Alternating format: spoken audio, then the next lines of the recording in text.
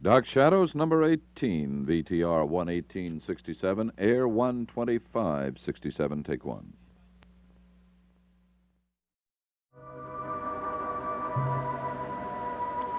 My name is Victoria Winters.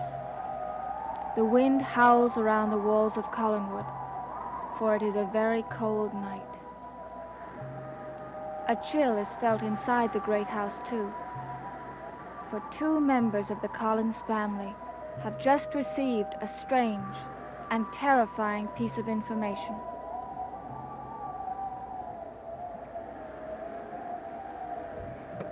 What could Riley have meant, Liz? I don't know. It's preposterous. It has to be. I don't know what to think. Well, be reasonable.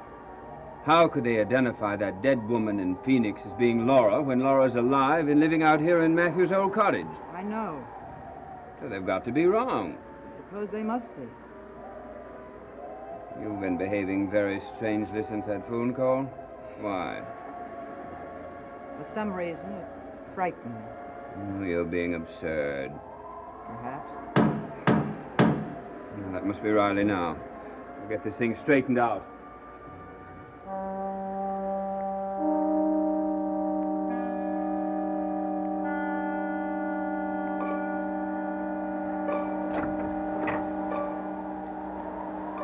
Come in, Lieutenant.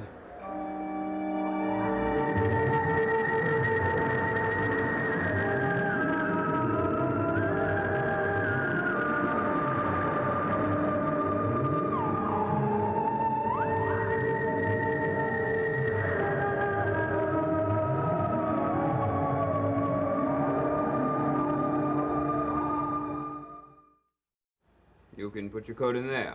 Thank you.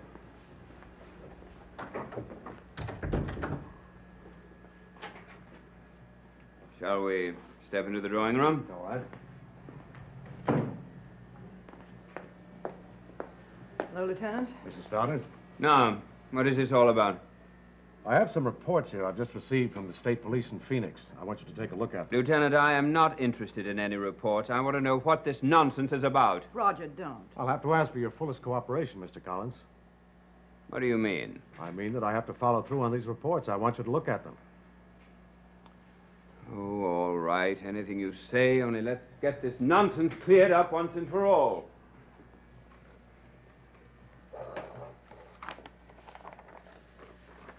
This is a record of your wife's blood type. Where did you get that? From the sanitarium where she was confined for 3 years. It was in their files. You're certainly thorough. We have to be. Now, you notice that Mrs. Collins' blood type is Rh positive. Yes. So? This is a report from the medical examiner in Phoenix after a complete examination of the woman who died in the fire. You'll see that her blood type is the same as Mrs. Collins, Rh positive. Well, I've always thought that thousands of people had the same blood type. Yes, that's true. Well, then, what does it prove? Nothing by itself. But here, take a look at this. What is this? That's a copy of Mrs. Collins' dental records, also obtained from the sanitarium. Now, notice these fillings, the occlusion of these teeth, the slight irregularity of this upper molar. Well, what about it? This is a dental chart also made by the medical examiner in Phoenix. Now, you'll notice that Mrs. Collins' teeth correspond to those of the dead woman exactly, down to the slightest imperfection. What are you saying? But based on these records, the Phoenix police have positively identified the dead woman as Laura Murdoch Collins. That is absurd. Yes, I agree with you. But dental records are considered to be positive proof of identification. Are you telling us that Mrs. Collins is an imposter? Don't you think I know my own wife? Yes, of course, Mr. Collins. Your word is good enough for me. But I'm satisfied that the woman living on these premises is Laura Murdoch Collins. Then why did you insist on showing us these absurd records? Because I'm just as mystified as you are. Well, then obviously there's been a mistake made. Yes, maybe. But these are official police records, Mr. Collins. I can't ignore them. What do you mean? I'll have to question Mrs. Collins. Laura has told you all she knows. Perhaps, but I still have to talk to her. Well, why? You know she's not an imposter. You just said so. Perhaps she can shed some further light on this matter. Are you implying that she's hiding something? No, Mr. Collins. Well, what are you implying? I'm not implying anything. Now, look, Mr. Collins, I have these records on my hands. They may seem ridiculous to you, but I have to follow through on them. So I have to talk to Mrs. Collins. Roger, Yes, Liz. I think the lieutenant ought to talk to Laura. Oh, all right. But please go easy on her. She's a highly sensitive woman.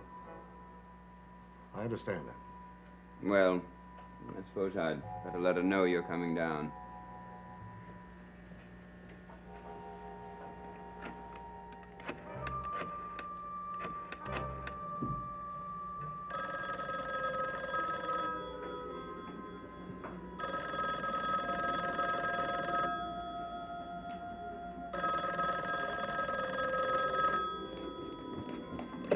Hello? Laura, Oh, Roger, it's you. What is it? why didn't you answer the phone? I thought you were out. Oh, well, I was dozing. This early? Yes. What is it? Lieutenant Riley is here. He wants to ask you a few questions. What about? Well, it's nothing for you to worry about, but we'll be down in a moment. All right.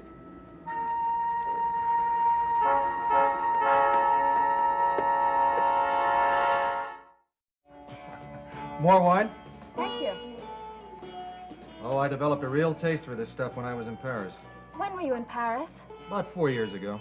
What was it like? I took a semester of law there. Oh, I had a ball. It's funny, when I was a little girl, I used to look at picture books and dream about the day when I could go to a faraway place like Paris. Oh, you'll visit all those places someday. It's nice to think about anyway. You know what really pleases me? What? Seeing you smile. Is that so unusual? Well, it's been a long time since I've seen you so relaxed and happy. I don't approve of long faces. Neither do I. Any special reason for your good mood? Could be the wine. Oh, I'd prefer to chalk it up to the company you keep. The company's just fine. I could say the same. And I'm very happy about David. David? He and his mother seem to be so much closer. He's beginning to accept her. And that really pleases you? It should. Does it? Yes. David needs a mother. He always has. I'm very happy that he's learning to accept her. You really that sold on Laura Collins? I want to be. Vicky, there's such a thing as being too charitable. Is that what I am? Look, I can understand why you'd want to think the best of Mrs. Collins. I do myself, but... Don't be too gullible. No, I wouldn't say that, but... Well, there's an awful lot about that woman I can't figure out. But Frank, if you could have seen her this afternoon, she was so genuine, so sincere in her love for David. Maybe she is. Well, that's all that matters, isn't it? There's still an awful lot of unanswered questions. For instance, who died in that fire in Phoenix? I don't know. Don't you care? I care about David. I want him to have a mother who loves him. Because you never had a mother? Is that so wrong? No, that's not wrong, just charitable. Maybe too charitable. There are a lot of questions in my mind, Frank. But I'm sure there are answers to them. Logical answers. I hope you're right. I hope so, too. For David's sake.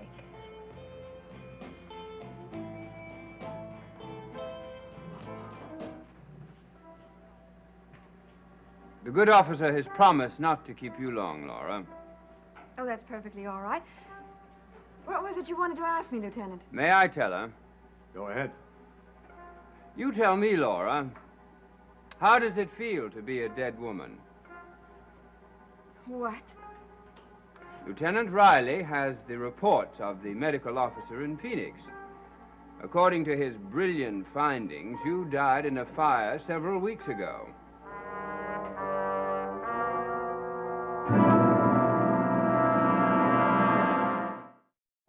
Roger, is this your idea of a joke? No, my dear.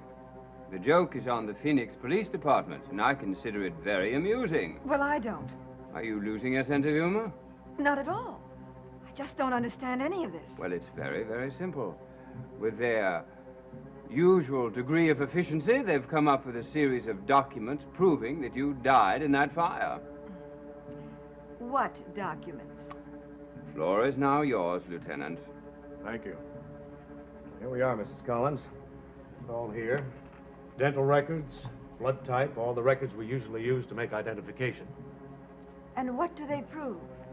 They prove that the woman who died in the fire has all the physical characteristics of Laura Collins. Now, the dental records are the most telling. You see, teeth are like fingerprints. There are no two people in the world who'll match exactly. Well, then you're saying that I'm not Laura Collins? Oh, obviously you are. Well, I'm glad it's obvious. Just to remove any lingering doubts that the officer might have, would you answer a few questions for me, Laura? Of course. What were we going to call David before he was born? Well, you wanted to name him Charles Andrew. You remember that, Liz? Yes. What was the address of our house in Augustus? 427 Hilldale Avenue. You remember we had a little dog when David was a baby. He was a Cocker Spaniel. Of course I remember. What did we call him? Well, we called him Dog because that's what David called him. Lieutenant, these things could only be answered by my wife. I hope that that erases any doubt that you may have had in your mind. I have no doubts about Mrs. Collins' identity. I told you that. Well, then, what was the reason for this visit? To ask just one question. Well, what is it? Mrs. Collins, after searching your memory, are you sure you've told us everything you know that might help us to identify the dead woman? Yes, everything. Are you sure there isn't someone who might have had access to your apartment? Only Margaret, the maid who worked for me. But I've told you all about her already. We tried to find her. We got nowhere.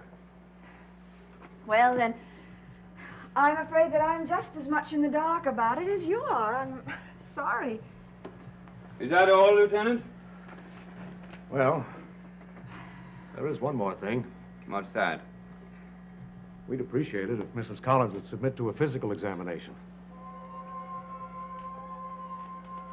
Physical examination? It's not mandatory, of course. It might help to clarify my report.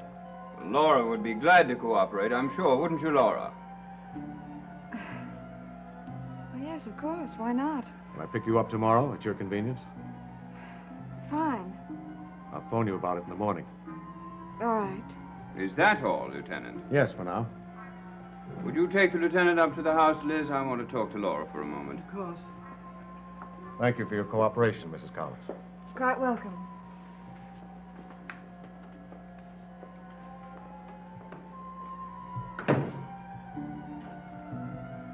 Well, Liz certainly was very quiet through all that. Liz is puzzled. And frankly, so am I. Why? Because I have a feeling that you know something you're not telling. Surely you don't think... I don't think that there's anything to that report. Well, there isn't. But there was a dead woman found in your apartment, and I think you know more about her than you're pretending. That's not true. You forget, Laura. I know you pretty well. I know when you're lying or evading. Roger, I am not lying and I am not evading. I know nothing whatsoever about that woman. In public, I'm willing to back you up in anything you say. But in private, I think we should be truthful with each other. Roger, I am being truthful. That woman is just as much of a mystery to me as she is to you. All right, Laura.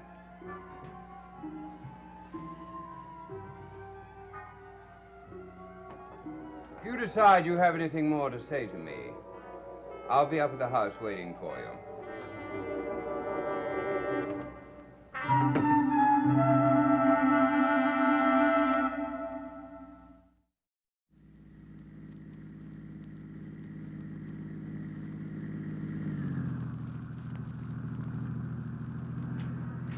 Tell me some more about Paris. What do you want to know? Anything.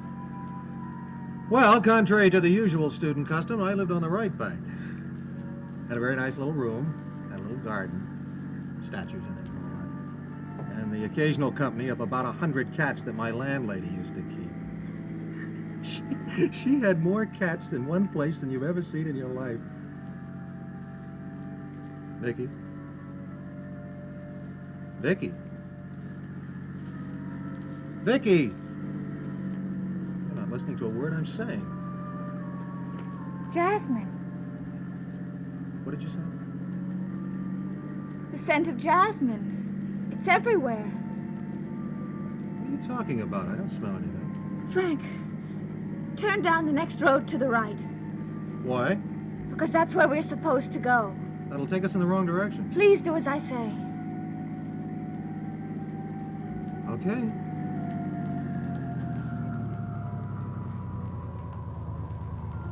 Now, stay on this road for a while. And there's another road, and you go to the left there. Where are we heading? I don't know. You don't know. I just know we're supposed to be on this road. I know we're going where we should be going. Liz, you're in an uproar about nothing. I wouldn't call tonight nothing. You can't blame Laura for the inefficiency of the Arizona police. It isn't a question of blaming her. Well, what is it a question of? Well, things have been happening that I don't like. Laura's presence here makes me very uneasy, more so every day. She hasn't done anything but try to cooperate. Well, I can't hold her entirely responsible for these things, I'll say that. Well, I'm happy to hear you admit it. But things have been happening. Is it Laura's fault? Perhaps. Perhaps not. There's one thing I am sure of. What? These strange, mysterious things that no one can explain all began with Laura's return to Collinwood.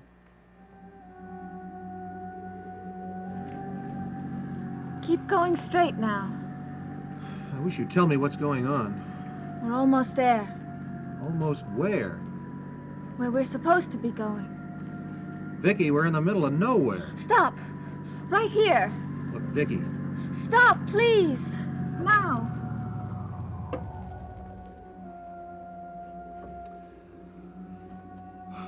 Okay, we're here. Now what? I don't know. I've never been here before. You've never been here before. I just know that I must be looking for something. It must be that house. Look there, beyond the trees.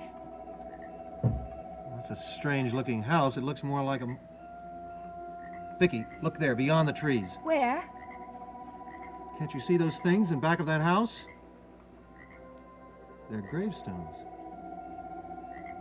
We're on the edge of a graveyard.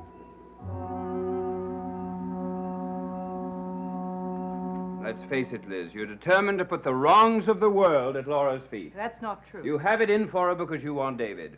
And you want to get rid of him. We've argued about this 100 times, and I'm not in the mood to talk about it tonight. I have no intention of arguing. But I don't like the effect Laura is having on this house. And after tonight, I'm more determined than ever that she must leave. She's already said she would leave. But she hasn't done anything about it. She hasn't had time. Roger, I've tried to be patient with her, but my patience is at an end. Either she decides to go soon, or I'll have to decide for her. But there's nothing that you can settle tonight. No, but it will be settled. Liz, it's late and we're both tired. Why don't you go to bed? I think I will. Good night.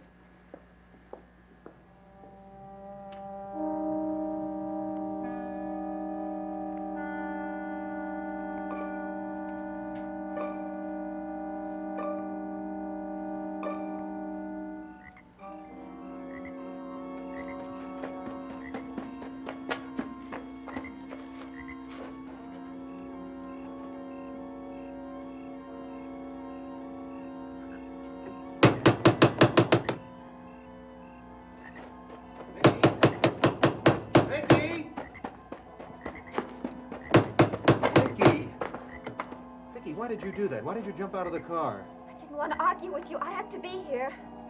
What's so special about this place? I don't know, but I'm supposed to be here.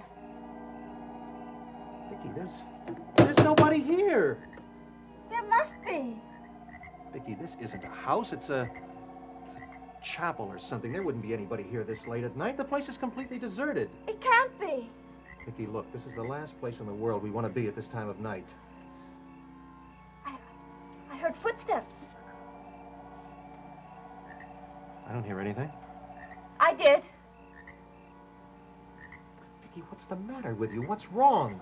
I don't know. I just know that there's something or someone here that I should know about. Vicki, there's nobody here. If you don't believe me, listen. I am. Will you hear anything? No. Well, then take my word for it. There's nobody here, and we shouldn't be here either. Maybe you're right. Of course I am. Now, let's go. Wait. Why?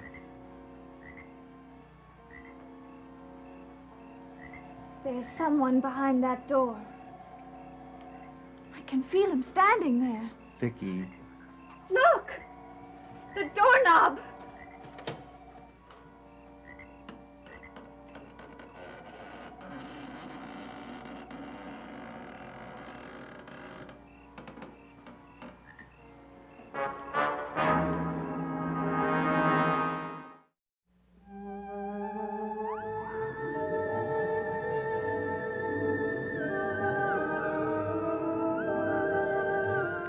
Four youngsters and an Indian friend fight to forge a life for themselves in the Wyoming wilderness. Watch The Monroes in color every Wednesday night on ABC.